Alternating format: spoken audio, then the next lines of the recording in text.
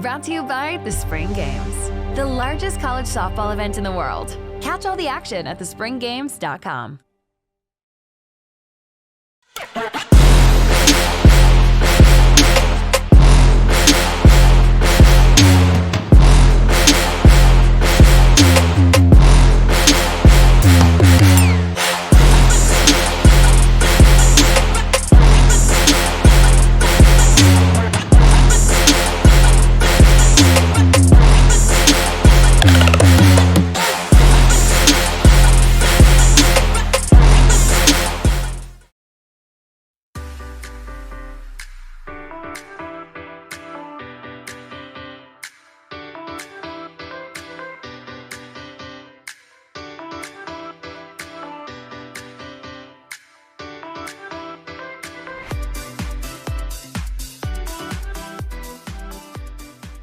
Hey guys, welcome to the All Jacked Up podcast. I am your host, Dana Jenkins, and I am all jacked up in all kinds of good ways. Everything we talk about on this podcast is going to come from a place of us being all jacked up about Jesus. But more importantly, everyone on this podcast, whether it's me, your host, or someone we're interviewing, we're all jacked up and need Jesus. So if you're all jacked up, you're in the right place.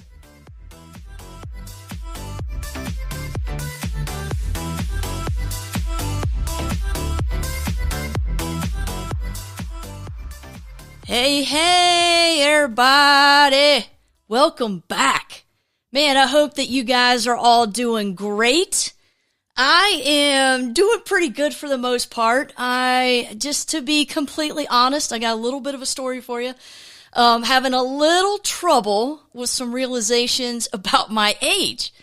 So here's the thing. Have you ever had a moment where you realize that you have become the person you used to make fun of? Yeah, pretty much. That's where I am right now. So I recently had eye surgery.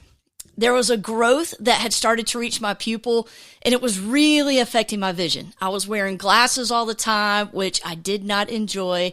And I'm telling you right now, these glasses were thick, y'all. Like, I took my glasses off one time and let somebody else wear them, and they actually called them drunk glasses. Like, it's glasses that you would wear if you were in a driving class, and they said, hey, this is what it feels like to drive intoxicated.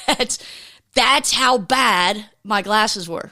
But the good news is that the surgery went well, and my vision is restored for the most part, which means I don't have to wear glasses all the time. Yay!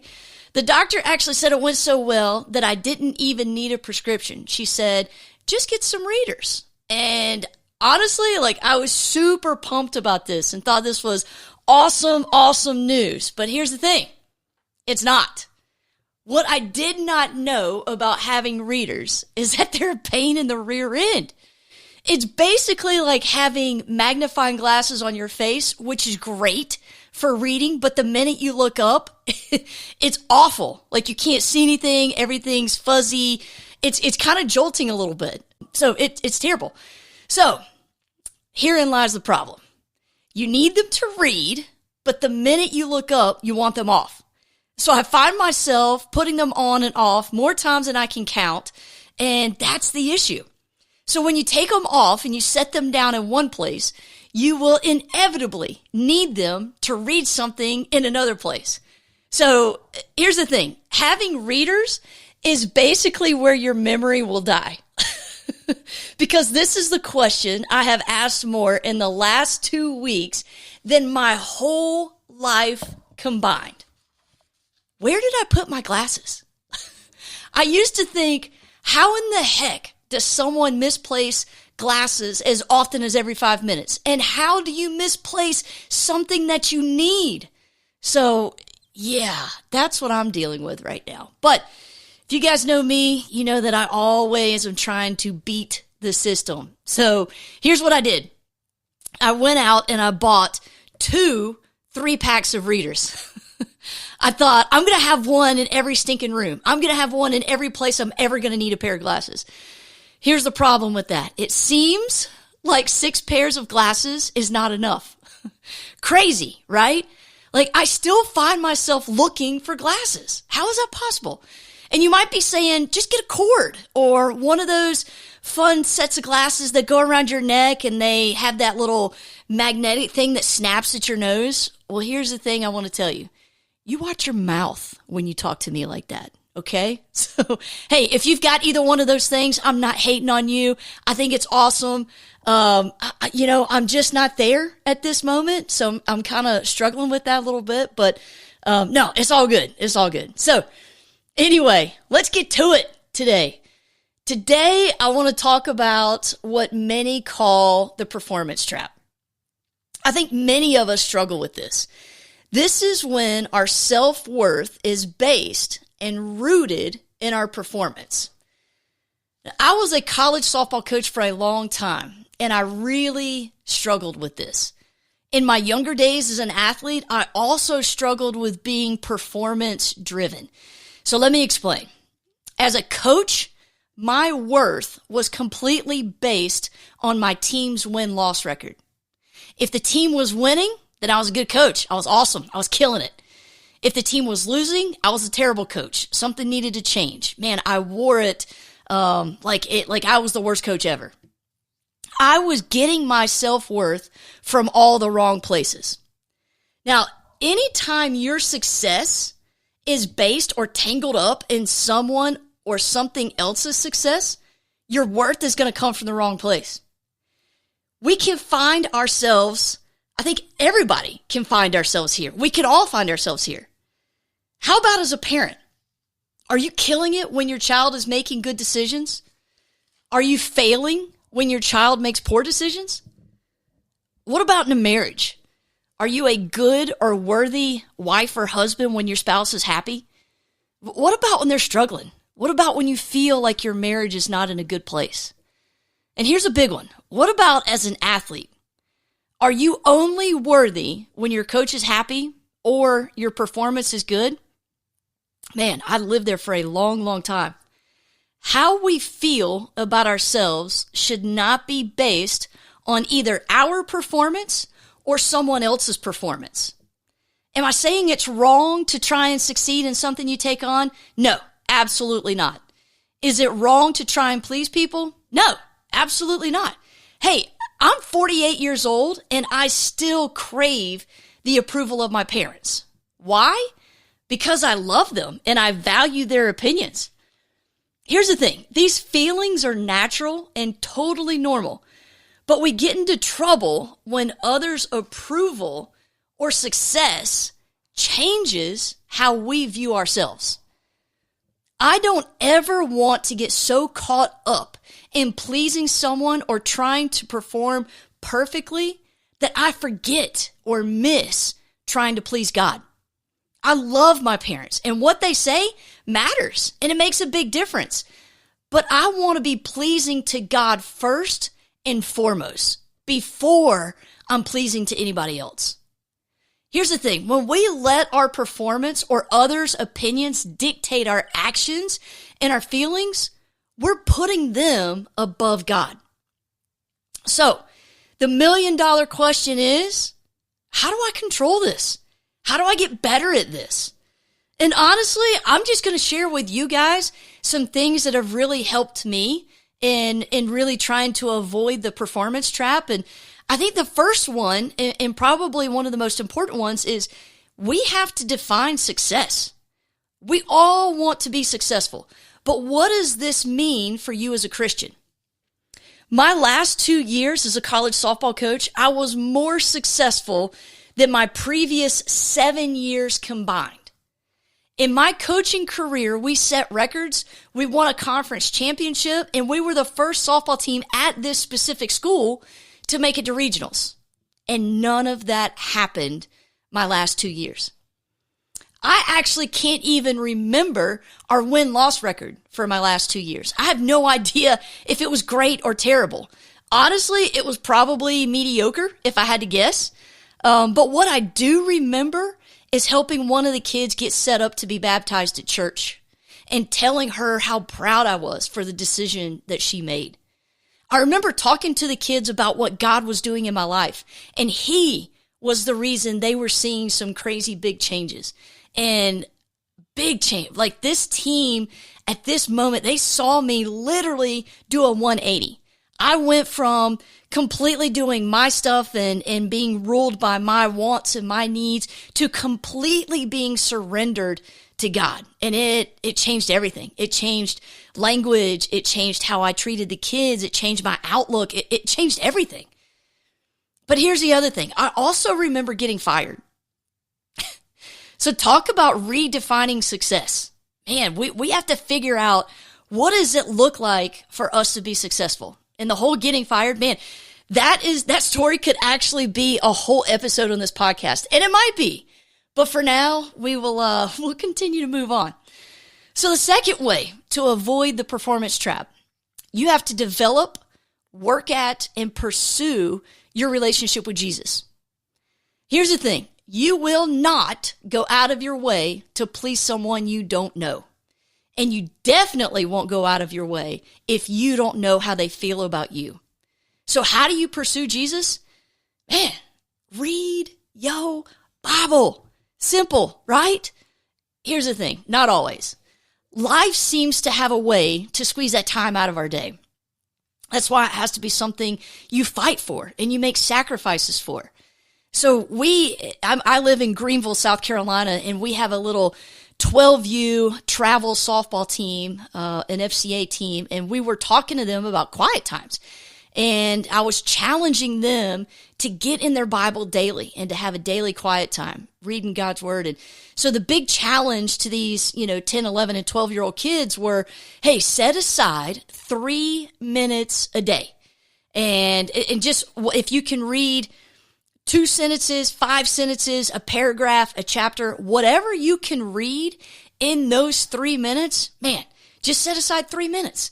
And for me, I thought, man, 3 minutes, everybody's got 3 minutes. This is going to be so easy. So the next practice, we get the team together and we are just, really holding them accountable and saying, okay, raise your hand if you, really did your 3 minutes and it went well. And so talk to us about that. Was it easy? Was it hard? And so some of them were, sharing their stories about how their weeks went. And some of them, they were really cool stories about how they were actually sitting down with their mom or dad and reading the Bible for 3 minutes. And so we were all pumped. And so one kid who didn't raise her hand, I was like, hey, what about you?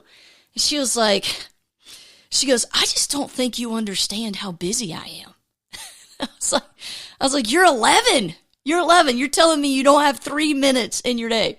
And so we got to talking about it, and as it turns out, I think she does have 3 minutes, but, just wasn't something that was a priority to her. But here's the thing. If an 11-year-old can be so busy that it's hard for her to set aside 3 minutes a day, holy smoke, think about people that actually have legitimate schedules and deadlines. So I think that's difficult, but I do think that you have to make sacrifices, and I do think it's something that you have to fight for. All right, moving on. The third way to kind of put yourself in a position to avoid the performance trap is to be about the process and not the result. Man, we love results, don't we? It shows us where we are. It shows us how we're doing, but they don't always tell the whole story. I tell my athletes all the time, be process-minded, and the results will take care of themselves. The closest thing I can think of for this is a hitter in baseball or softball. If your goal is to have a batting average above 300, that's a great goal. The problem is you can be a good hitter and have a great game, but not have the results you were looking for. You can have 3 at-bats in a game, and in all 3 of those at-bats, you can hit shots. But you can also hit shots right to people, and these fielders catch it. You swung at good pitches, you hit the ball well, but your stats say that you went 0 for 3. Sometimes stats don't tell the whole story. So, and I think the last way we can really avoid the performance trap is know that failure will be a part of your story. Man, I'm going to ask you guys a question. Can you fail at something and not be a failure? I think you can, as long as you don't stay in that failure. Here's the thing. The Bible is full of people that fail like crazy all the time. And God still used them because they didn't let that failure define them. Man, I'm just going to pick one dude. Read the story of David. Holy cow, a man after God's own heart. Just read the story of David. So the other thing, I love the movie Vanilla Sky. It's an older movie and it's a remake, but the version I like is the one with Tom Cruise and Penelope Cruz. And one of my favorite lines is where Penelope's character is telling Tom Cruise's character that he can turn things around. She actually says, every waking moment is another opportunity to turn it all around. Man, how true is that for us? And if I could say that line in Penelope Cruz's accent, I totally would, because I love how she talks, but I cannot, so we're just going to leave it at that. But man, every waking moment is another opportunity to turn it all around. So don't let failure define you. Don't stay there. Don't let that be the end of your story, because God uses people that failed. Look at the Bible. God uses people that failed all the time. So here's what I want to leave you guys. I want to leave you guys with some things that have really spoken to me, some things that have really helped me along the way. One of them is a book. Of course, I read a lot. I love to read. But the book is called When People Are Big and God is Small by Edward Welch. This is a great read. It talks all about the fear of man, which is what we've been talking about this whole time. And it really breaks things down in an easy, just very understandable way. It's a really, really good book. The other thing is, man, get some scripture. Get some verses that really speak to you. And I'm going to give you guys a couple of verses just to use as a reference. These verses are awesome. I use them pretty consistently, just because this is something I really struggle with, but I'm going to run through them pretty quick. Pause it, go back, listen to it, whatever. But look these verses up because they are good. So the first one, Galatians 1:10, John 12:43, 1 Thessalonians 2:4, 2 Timothy 2:15, Matthew 6:33, Acts 5:29, and Proverbs 29:25. So these verses are really going to speak into, man, just how we handle the fear of man. Are we trying to be pleasing to people, or are we trying to be pleasing to God? So at the end of the day, don't get caught up in the performance trap, or know who you are performing for. Man, I have based my self-worth on people and things, and they've both lied and let me down and left me searching for more. Now, they've lied and let me down not because the people or the things were bad, but because they're not consistent. They're not constant. They're not holy. The only thing we can base our self-worth on is our Maker. He knows us better than anyone in anything, and he alone gets to tell us just what we're worth. And spoiler alert, he does just that through Jesus. I am worthy because God not only says I am, but he showed me through Jesus on the cross. So don't be fooled by what this world tells you. You are far more than your successes and your failures. You are worth way more than those. Believing what the world tells you makes me think of, you guys remember that movie Waterboy with Adam Sandler? It makes me think every time, like, he was, going to his mom saying, hey, I want to play football, I want to do this. And every single time his mom would say, that's from the devil.